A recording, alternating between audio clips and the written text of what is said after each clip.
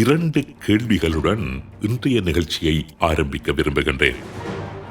ஈரானுக்கு எதிரான யுத்தத்தை அமெரிக்கா எப்பொழுது ஆரம்பித்தது? ஈரானுக்கு எதிரான அமெரிக்காவின் யுத்தத்தை அமெரிக்காவின் எந்த ஜனாதிபதி ஆரம்பித்து வைத்தார்? இந்த கேள்விகளுக்கு ஈரானுக்கு எதிரான அமெரிக்க யுத்தம் 2026 ஆண்டு பிப்ரவரி மாதம் 28 ஆரம்பமானது என்றும், தற்போதைய அமெரிக்க அதிபர் டொனால்ட் ட்ரம்பே அந்த யுத்தத்தை ஆரம்பித்து வைத்தார் என்றும் உங்களில் பலர் பதிலளிப்பீர்கள். ஆனால் உண்மை அதுவல்ல. ஈரான் மீதான அமெரிக்காவின் யுத்தத்திற்கு ஒரு நீண்ட வரலாறு இருக்கின்றது. இரத்தம் தோய்ந்த வரலாறு, ரகசிய வரலாறு. ஈரான் மீது தற்பொழுது ட்ரம்ப் ஆரம்பித்துள்ளதாக கூறப்படுகின்ற கொடிய யுத்தத்தின் மற்றொரு கோணத்தினாலான பார்வையைத்தான் இன்றைய உண்மையின் தரிசனம் நிகழ்ச்சியில் சுருக்கமாக நாம் ஆராய இருக்கின்றோம். ஈரான் மீது அமெரிக்கா இன்று மேற்கொண்டு வருகின்ற கொடிய யுத்தத்திற்கு இஸ்ரேல் காரணமாக இருந்ததா?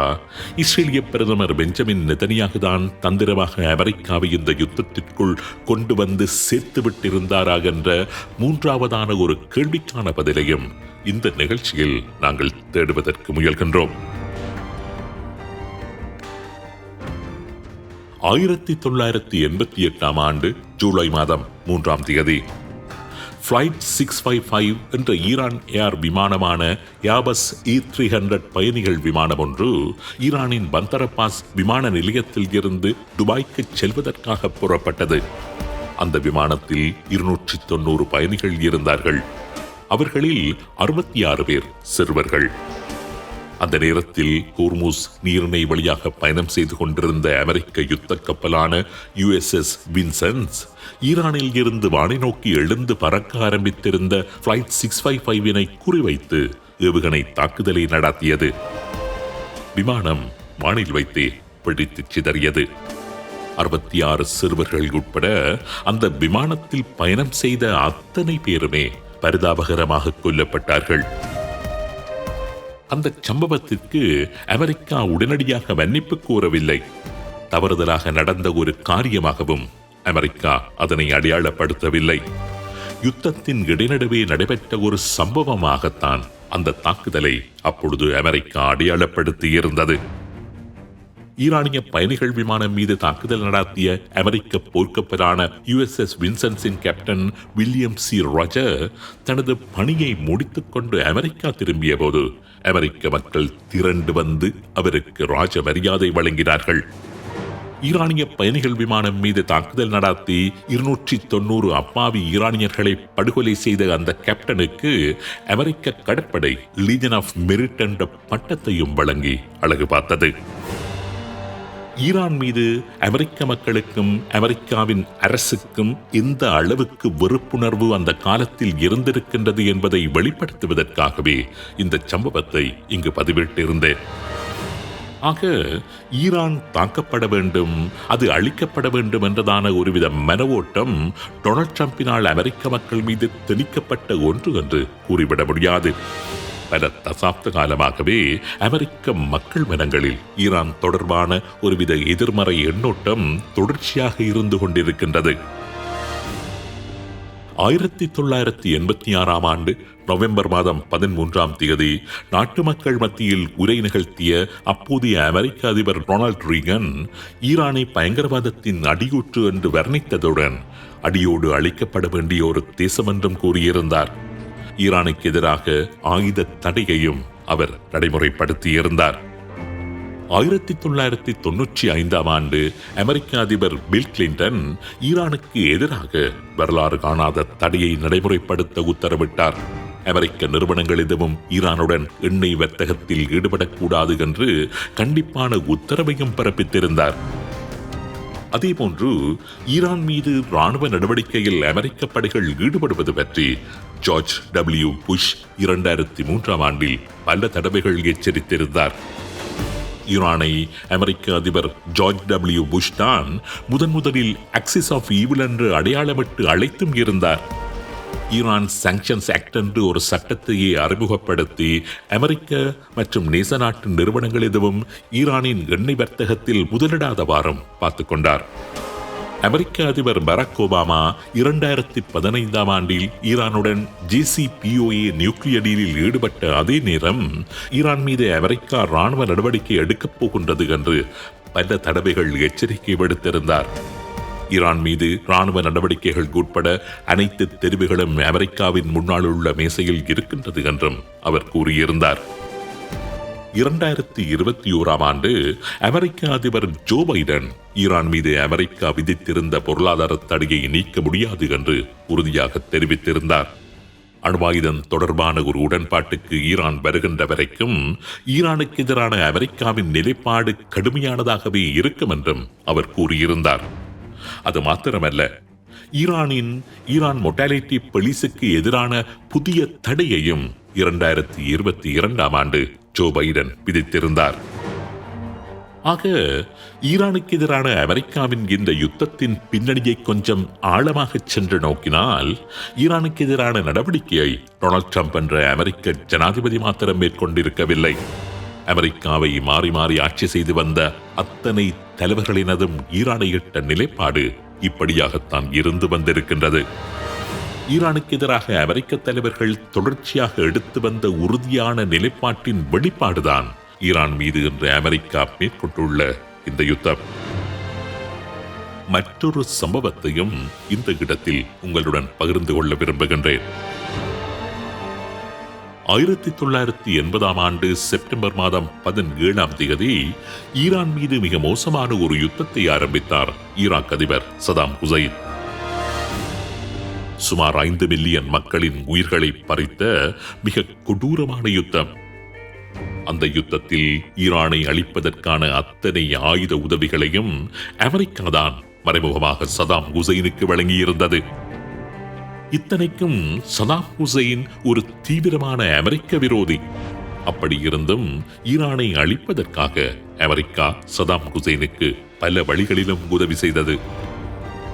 ஈரானுக்கு எதிராக ஈராக் கடுமையான யுத்தத்தை மேற்கொண்டபடி இருக்க 1982 ஆண்டு பிப்ரவரி மாதம் பயங்கரவாதத்திற்கு உதவி செய்கின்ற நாடுகள் பட்டியலில் இருந்து ஈராக்கின் பெயரை நீக்கியிருந்தது அமெரிக்கா. 1982 ஆண்டு ஜூலை மாதம் 27ஆம் தேதி ஈரானின் ராணுவ நிலைகள் மற்றும் ஈரானின் ராணுவ நகர்வுகள் தொடர்பான செய்மதி படங்களையும் தரவுகளையும் ஈராக்கிடம் அமெரிக்காவின் CIA கையளித்தது. 1983 ஆண்டு ஈரானின் பொதுமக்கள் மீது ஈராக்கிய படைகள் ரசாயன ஆயுதங்களை பாவித்து அதனால் ஏராளமானவர்கள் கொல்லப்பட்டதை உலகமே கண்டித்துக் கொண்டிருந்த நேரத்தில் அமெரிக்கா ஈராக்குடன் தனது ராஜதந்திர உறவுகளை பகிரங்கமாகவே புதுப்பித்துக் கொண்டிருந்தது. அமெரிக்கா தனது நட்பு நாடுகளான ஜோர்தான், குவைத், சவுதி அரேபியா, எகிப்து போன்ற நாடுகளூடாகவும் வேறு பல தனியார் நிறுவனங்களூடாகவும் ஈராக்கிற்கு ஏராளமான நவீன ஆயுத தளவாடங்களை வழங்கி ஈரானுக்கு எதிரான சதாம் ஹுசைனின் அழித்தொழிப்பு நடவடிக்கைக்கு பல வழிகளிலும் உதவிகள் செய்து வந்தது. நவீன ஆயுதங்களை கையாளுவதற்கான பயிற்சியை பக்தாத்தில் வைத்து அமெரிக்க வல்லுநர்கள் ஈராக்கிய படைகளுக்கு வழங்கியிருந்தார்கள். ஈராக் யுத்தத்தின் போது ஈரானுக்கு எதிராக தடை செய்யப்பட்ட ரசாயன ஆயுதங்களை பாவித்து ஆயிரக்கணக்கான ஈரானிய மக்களையும் ஈரானிய படை வீரர்களையும் குர்திசின குழுக்களையும் படுகொலை செய்தது. ஈரானின் வைத்தியசாலைகள் மீது கூட ஈராக் ரசாயன தாக்குதல்களை மேற்கொண்டிருந்தது. ஈரான் மேற்கொண்ட நச்சுவாயு தாக்குதல்கள் காரணமாக சுமார் 20,000க்கும் அதிகமான ஈரான் படை வீரர்கள் கொல்லப்பட்டார்கள். சுமார் 80,000 பேர் பாதிக்கப்பட்டார்கள். சிறுவர்கள் உட்பட பலாயிரக்கணக்கான அப்பாவி பொதுமக்கள் கொல்லப்பட்டார்கள். உலகமே அதிர்ச்சியுடன் பார்த்து கோபத்துடன் ஈராக்கை கண்டித்த சம்பவம் அது. ஆனால் ஈரான் மீதான அந்த ரசாயன தாக்குதலுக்கு தேவையான ரசாயன மூலப்பொருட்களை அமெரிக்காவை ஈரானுக்கு வழங்கியிருந்ததாகவும் அமெரிக்கா வழங்கியிருந்த தகவல்களின் அடிப்படையிலேயே ஈரான் நிலைகள் மீது ஈராக் அந்த தாக்குதல்களை நடத்தியிருந்ததாகவும் அமெரிக்க மற்றும் ஜெர்மனிய ஊடகங்கள் பின்னாட்களில் குற்றம் சுமத்தியிருந்தன. ஈரான் மீது ஈராக் மேற்கொண்ட ரசாயன தாக்குதல்களுக்கு தேவையான ஆந்த்ராக்ஸ் ரசாயனத்தை அமெரிக்காவை ஈராக்குக்கு வழங்கியிருந்ததாக பிரித்தானியாவின் பிரபல ரசாயனவியலாளர் டேவிட் கெல்லி பகிரங்கமாக குற்றம் சுமத்தியிருந்தார். இதே போன்ற குற்றச்சாட்டுக்களை சார்ல்ஸ் டூப்பர் என்ற அமெரிக்க உயிரியல் ஆய்வாளர் உட்பட பல அமெரிக்க முக்கியஸ்தர்கள் பின்னாட்களில் முன்வைத்திருந்தார்கள். ஜெர்மனியின் பிரபல நாளேடான தி டாகஸ் சைட்டும் பத்திரிகை ஈரான் மீது பாரிய அழிவை சதாம் ஹுசைன் நிகழ்த்துவதற்கு காரணமாக இருந்த வெப்பன்ஸ் ஆஃப் மாஸ் டிஸ்ட்ரக்ஷன் புரோகிராமுக்கு இவ்வாறு அமெரிக்க நிறுவனங்கள் காரணமாக இருந்தன என்று தரவுகள் புள்ளி விவரங்களுடன் வெளிப்படுத்தி இருந்தது. அது மாத்திரமல்ல, சில சந்தர்ப்பங்களில் அமெரிக்க படைகள் நேரடியாக களமிறங்கி ஈரான் படைகளுக்கு எதிராக சண்டையிட்டிருந்ததாக கூட பின்னாட்களில் செய்திகள் வெளியாகியிருந்தன. ஆக ஈரானுக்கு எதிரான அமெரிக்க வன்மம் இன்றைக்கு நேற்றைக்கு ஏற்பட்டதல்ல. அது பல தசாப்த கால விரோதம். ஈரான் மீதான பல தசாப்த கால அமெரிக்க விரோதம் என்பது வெறுமனே சாதாரண விரோதம் கிடையாது. வன்மத்துடனும் வெறுப்புடனும் கூடிய விரோதம். அந்த நீண்ட நெடிய விரோதத்தின், வன்மத்தின், வெறுப்புணர்வின் வெளிப்பாடுதான் இன்று ஈரான் மீது அமெரிக்கா திணித்துள்ள யுத்தம். ஈரானை தாக்கும்படி இஸ்ரேலை ஏவிவிட்டுள்ள விரோதம். சரி, இப்பொழுது கேள்விக்கு வருவோம். இதனால் இந்த விரோதம், அதுவும் வன்மத்துடன் கூடிய இதுபோன்ற ஒரு விரோதம் ஈரான் மீது அமெரிக்காவுக்கு ஏற்படுவதற்கு காரணம் என்ன? பல காரணங்கள் இருக்கின்றன. அதில் ஒரு காரணம், ஈரான் என்று அணுவாயுதத்தை நோக்கி ஓடிக்கொண்டிருக்கின்றது அல்லவா? ஈரான் கிட்டத்தட்ட அணுவாயுதத்தை நெருங்கிவிட்டிருந்தது அல்லவா? அதற்கான அடித்தளத்தை அமெரிக்கா தான் போட்டிருந்தது என்ற குற்ற உணர்வு அமெரிக்காவுக்கு. ஈரானுக்கான அணுசெறிவூட்டும் இயந்திரங்களை ஈரானுக்கு அமெரிக்கா தான் வழங்கியது என்ற ஆதங்கம் அமெரிக்க தலைவர்களுக்கு. தானே ஈரானின் கரங்களுக்கு அணுவாயுதத்தை கொடுத்து விட்டோமே என்ற ஏக்கம். இதுதான் கடந்த சில தசாப்த காலமாக ஈரானை அமெரிக்கா வெறுப்பதற்கும் கருவறுக்க நினைப்பதற்கும் பிரதான காரணம். தான் ஈரானுக்கு வழங்கிய அணுவாயுதங்களை தயாரிப்பதற்கு தேவையான அந்த அடிப்படை பொருட்களை எப்படியாவது ஈரானிடம் இருந்து பிடுங்கி எடுத்துவிட வேண்டும் என்ற வெறிதான் கடந்த 45 வருடங்களாக ஈரானை துரத்தி துரத்தி வேட்டையாடுவதற்கு அமெரிக்காவை உந்தி தள்ளிக் கொண்டிருக்கின்ற காரணிகள். உண்மையிலேயே அந்த காலப்பகுதியில் என்ன நடந்தது என்று பார்ப்போம். 1960களிலும் 70களின் ஆரம்பத்திலும் மத்திய கிழக்கை பொறுத்தவரை அமெரிக்காவின் மிக நெருங்கிய நட்பு சக்தி ஈரான் தான். இன்று இஸ்ரேல் எப்படி மத்திய கிழக்கில் அமெரிக்காவின் நெருங்கிய நட்பு சக்தியாக இருக்கின்றதோ, அதனை விட அதிகமாக அமெரிக்காவுக்கு மிகவும் நெருங்கிய நட்பு சக்தியாக ஈரான் இருந்து வந்தது அந்த காலகட்டத்தில். அந்த நேரத்தில் ஈரானை ஒரு அணுவாயுத வல்லரசாக மாற்றி மத்திய கிழக்கில் தனது பலத்தையும் செல்வாக்கையும் அதிகரிக்க நினைத்தது அமெரிக்கா. அதற்கு ஆரம்பமாக 1967ஆம் ஆண்டு அமெரிக்காவின் அட்டம்ஸ் ஃபார் பீஸ் என்ற தலைப்பில், அதாவது சமாதானத்திற்கான அணுக்கள் என்ற தலைப்பில் முதலாவது அட்டமிக் ரிசர்ச் ரியாக்டரை ஈரானுக்கு அமெரிக்கா வழங்கியது.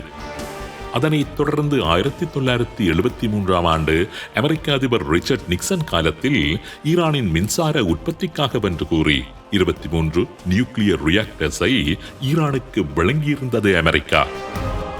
இன்று அணுவாயுதத்தை நோக்கி ஈரான் சென்று கொண்டிருப்பதாக அமெரிக்கா குற்றம் சுமத்துகின்றது அல்லவா? அதற்கான அடித்தளத்தை அமெரிக்கா தான் ஈரானில் போட்டது.